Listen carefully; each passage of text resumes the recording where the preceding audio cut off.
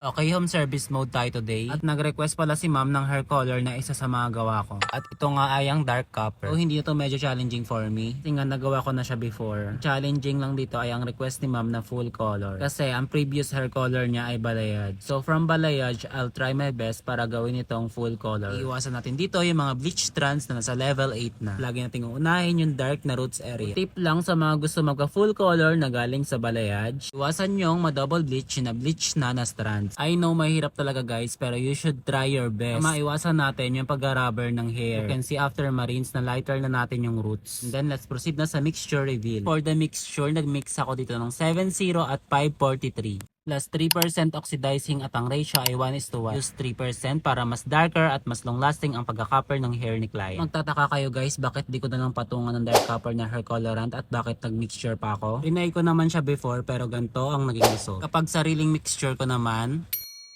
o diba mas classy yung shade ng pagka-copper niya. And here's the result. Syempre matik, kuwang-kuwa natin yan kasi sariling mixture ko yan. Ang mga tips ko guys ay para lang sa mga hairstylist na may alam na sa hair. At hindi ko recommended sa mga nag-DIY. Inarte pa nga ako. Sayang yung hair eh. Ang ganda, I love it.